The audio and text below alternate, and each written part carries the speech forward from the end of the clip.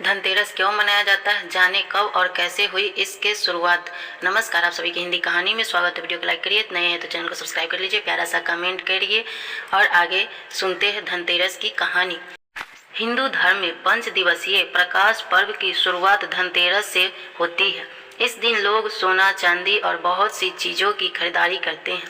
लेकिन क्या आपको पता है कि धनतेरस क्यों मनाया जाता है? अगर इसके पीछे की कहानी नहीं पता है तो हम आपको इस वीडियो के माध्यम से बताने जा रहे हैं। आइए सुनते हैं। हर साल कार्तिक मास के कृष्ण पक्ष की त्रयोदशी तिथि को धनतेरस का त्यौहार मनाया जाता है। इस बार धनतेरस 18 अक्टूबर को मनाया जाएगा, जिसे धन त्रयोदशी के नाम से भी जाना जाता है। हिंदू धर्म में धनतेरस का विशेष महत्व माना जाता है क्योंकि यह दिन खरीदारी करने के लिए सबसे शुभ माना जाता है। इस दिन लोग सोना, चांदी और बर्तन की खरीदारी करते हैं। हर साल लोग को धनतेरस के आने पर बेसब्री से इंतजार रहता है। लेकिन क्या आप जानते हैं कि आखिर धनतेरस क्यों मनाया जाता है? सबसे पहले जानते हैं धनतेरस का अर्थ क्या है। धनतेरस का अर्थ धन का त्योहार दिन। यह संस्कृत के 2 शब्दों धन और तेरस से बना हुआ है। हिंदू कैलेंडर के कार्तिक मास के कृष्ण पक्ष के 13वें दिन मनाया जाता है। यह दिवस उत्सव की शुरुआत का प्रतीक होता है। धनतेरस के दिन धन, समृद्धि और अच्छे स्वास्थ्य के लिए देवी लक्ष्मी और भगवान धनवंतरी की पूजा की जाती है। इस दिन सोना, चांदी और अन्य नई चीजें खरीदने का शुभ माना जाता है। धनतेरस की कहानी क्या है, आइए जानते हैं। धनतेरस को आम बोलचाल में धन त्रयोदशी भी कहा जाता है। यह 5 दिवसीय दीपावली का पहला दिन माना जाता है। यह त्यौहार जो समृद्धि, अच्छे स्वास्थ्य और धन से जुड़ा है।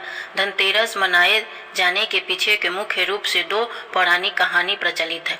पहली कथा समुद्र मंथन से संबंधित है और दूसरी कहानी एक राजकुमार से जुड़ी है। आइए इस दोनों कथाओं के बारे में विस्तार से जानते हैं। समुद्र मंथन से जुड़ी कथा को पहले जानते हैं। पौराणिक कथा के अनुसार जब देवताओं और दानवों ने मिलकर समुद्र मंथन किया तो कार्तिक कृष्ण त्रयोदशी पर भगवान धनवंतरी अपने हाथ में अमृत कलश लेकर प्रकट हुए। भगवान धनवंतरी को चिकित्सा का देवता माना गया है, जिन्होंने दुनिया भर में चिकित्सा विज्ञान का विस्तार किया था। उनके प्रकट होने के उपलक्ष्य में ही धनतेरस का पर्व मनाया जाता है। इसी समुद्र मंथन से धन की देवी लक्ष्मी और अन्य 14 रत्न भी प्रकट हुए थे, जिससे इस पर्व का महत्व और बढ़ गया। अब जानते हैं राजकुमार और यमराज की कथा। एक बार राजा हिमा के पुत्र को एक ज्योतिष ने बताया कि विवाह के चौथे दिन सांप के काटने से उनकी मृत्यु हो जाएगी। राजकुमार की नवविवाहित पत्नी ने मृत्यु के देवता यमराज से बचने के लिए कमरे में प्रवेश द्वार पर सोने, चांदी के गहने और दीप जला दिए। यह देखकर यमराज की आंखें चौधिया गई और वे राजकुमार तक पहुंचने में असमर्थ रहे। इसी घटना के बाद से यमराज के भय से मुक्ति पाने और परिवार की लंबी उम्र के लिए धनतेरस की शाम को घर के बाहर यम की दीप जलाने की परंपरा शुरू हुई थी। अब जानते धनतेरस पर किसकी पूजा की जाती है। धनतेरस के दिन मुख्य रूप से भगवान धनवंतरी, देवी लक्ष्मी और भगवान कुबेर की पूजा की जाती है। हिंदू धर्म में भगवान धनवंतरी को आयुर्वेद का देवता और आरोग्य प्रदान करने वाला देवता माना जाता है। देवी लक्ष्मी को धन की देवी और भगवान कुबेर को धन संपत्ति का अधिपति माना जाता है। धनतेरस कैसे मनाया जाता है, आइए जानते हैं। धनतेरस पर घरों की साफ सफाई की जाती है और लक्ष्मी, गणेश, कुबेर और धनवंतरी भगवान की पूजा विधिवत की जाती है। धनतेरस पर शुभ मुहूर्त में सोना, चांदी, पीतल के बर्तन, झाड़ू और धनिया जैसी नई चीजें खरीदी जाती है।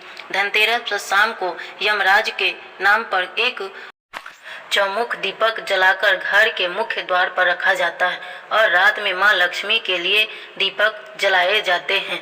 मैं आप लोगों से एक क्वेश्चन की जवाब पूछना चाह रही हूँ कि धनतेरस पे दीपक क्यों जलाया जाता है, कमेंट में जरूर बताएं।